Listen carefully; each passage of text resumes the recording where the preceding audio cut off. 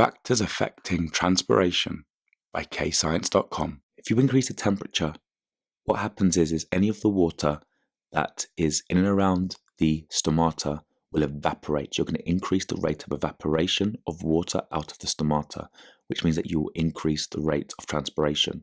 So as you can see here, the water has evaporated, which leaves a gap inside the leaf. This empty space that is formed around the stomata will be filled with new water molecules from the xylem. So more water will then fill the space of the evaporated water that has left the leaf through the stomata, which will then increase the rate of transpiration. It's question time. Attempt these questions to check your understanding.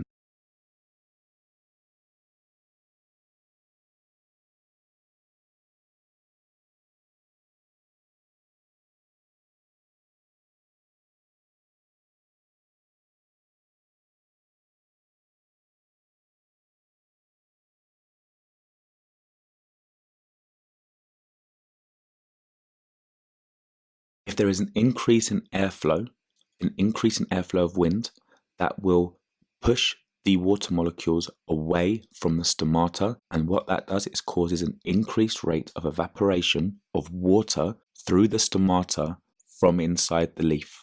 So again, this will cause an empty space where there is no water as it's evaporated, that will then be filled by water coming through from the xylem.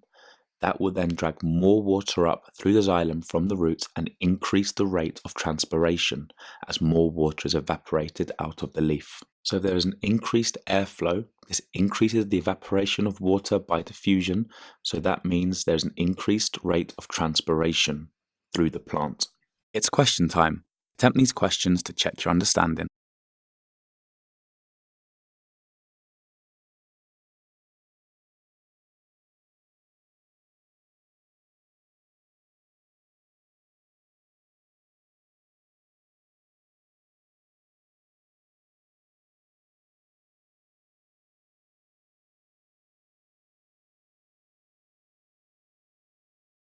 How does increased humidity, that means an increase in water vapor around the leaf and the stomata, affect the rate of transpiration? As you can see here, I'm increasing the water concentration around the stomata because I'm increasing the humidity. So if there's more water outside of the stomata, that will decrease the concentration gradient between inside the leaf and outside the stomata. So that means there's going to be less evaporation by diffusion. So less water will leave the leaf, leave the plant. It will stay inside the plant and transpiration rate decreases. It's question time. Attempt these questions to check your understanding.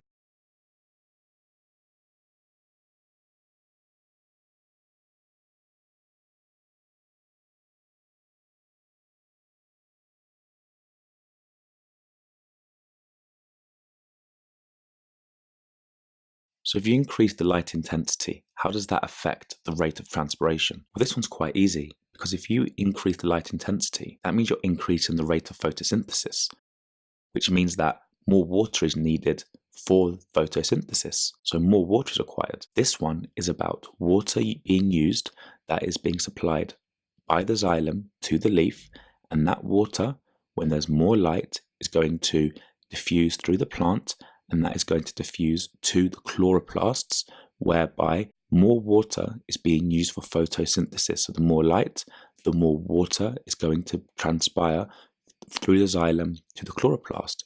And then you add even more light. Here, higher light intensity, even more water is going to exit the xylem from the roots to the leaf for photosynthesis, which will then increase the water volume required for photosynthesis, which will then increase the rate of transpiration. It's question time. Attempt these questions to check your understanding.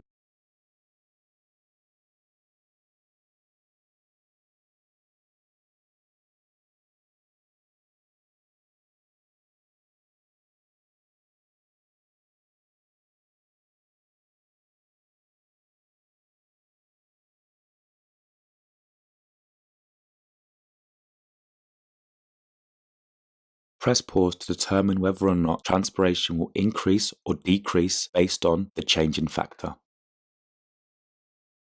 Press pause to check your answers. If you made any mistakes, go back and rewatch the video. Visit KayScience.com to watch videos and other topics, to do practice question worksheets and multiple choice quizzes at KayScience.com. And don't forget to like and subscribe.